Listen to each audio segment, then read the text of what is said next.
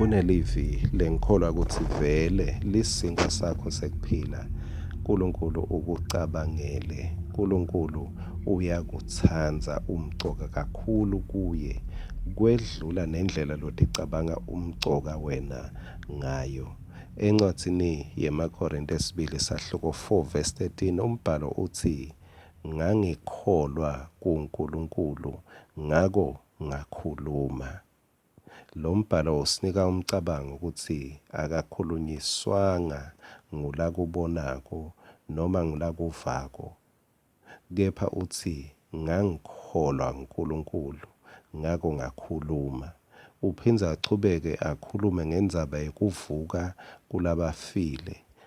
Le ndzaba le uthi ngoba Jesu wavuswa unelithemba kuthi naye uyawuvuswa. Uyayibona ke le ndzaba, usengavuswa kepha ukhuluma ngekukholwa kuNkulunkulu kuthi uNkulunkulu uyavusana.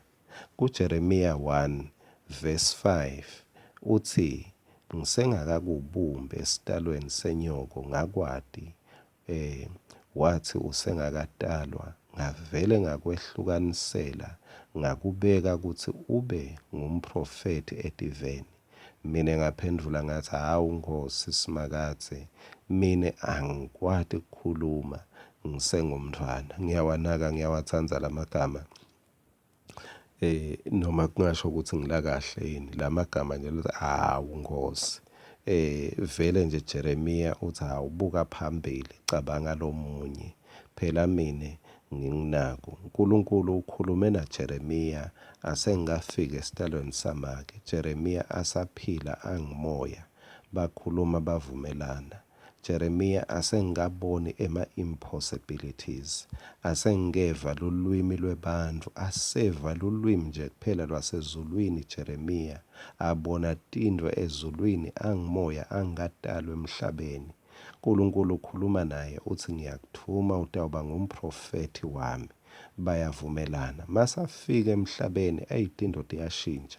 Jeremiya uyeva uvabo angikhoni, ube bathi uyabuka letinye tindo naye uthi uyezama kutenda kwathiwa hey wena ngeke ukhone lokho.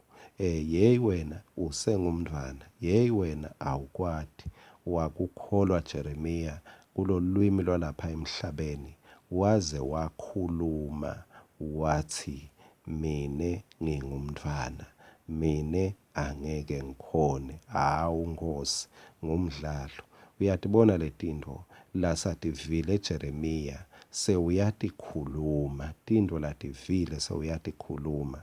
uNkulunkulu akazange athi Jeremiya ngidawuthulisa bonke abantu laba kubukela phasi, bonke abantu labathi ngeke ukhone, ngidawudila netitha takho. Cha, uNkulunkulu wathi Jeremiya angilungise ulwimi lwakho.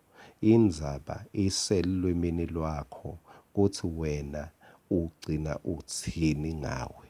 Uthi Jeremiya ungasho, ungathi ngingadwebela lawo magama nje. Nawe sewungengeta kuthi yini lena lekumele ungayisho ngawe. Ayifane igcine etindlebeni takho, igcine nje emcabangweni lowedlulako, ngoba mase usho sewuyasayina kuthi ayihambe iyosebenta. Sewulingisa umuntu eshekeni abhale lisheke, walisayina nje sewusho ukuthi hayi sewu-approvile ukuthi akube njalo. uNkulunkulu ke la uthi Jeremiya ungasho, Jeremiya ungasho. Kulomhlaba siphila vele emhlabeni wema-limitations, unemincele la khona uhambe uthi angeke ngikukhone lokho, angikwati lokho, angizange sengikwende lokho. Ngemagama lesigcina siwafundzile. Kepha uNkulunkulu yena matawushintsha tindo empilweni, akacali ashintshe tindo around you, akacali ashintshe ema-conditions, ucale ashintshe indlela lobuka ngayo, ashintshe lulwimi lolukhulumako. Ngekukholwa nguNkulunkulu, umpostoli Pawula uthi ngakhuluma. Hhayi ngekukholwa simo, hhayi ngekukholwa ukuthi abantu bathiteni kimi, ngekukholwa nguNkulunkulu.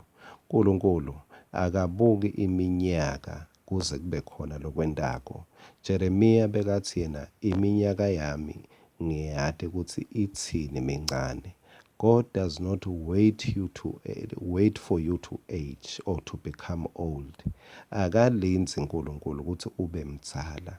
Leli hovisi le-assignment loku lafuna ukwende, ufuna ukwende ngoba ukholwa nguye, hhayi ngoba umdzala.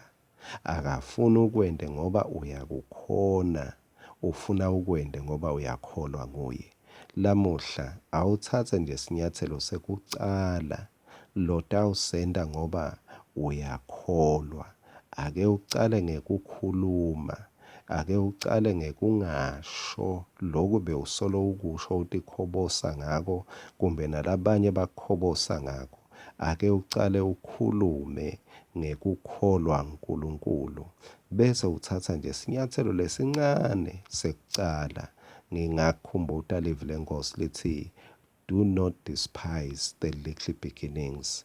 Ungatithatheli phasi ticalo letincane, tinyathelo tekucala letincane lowatenda. Mangabe kumbe bese ucalile kumlalela uNkulunkulu ugijima, kumbe bese uthatha likhefu ngoba bese uve kakhulu bantu bakhuluma ngawe.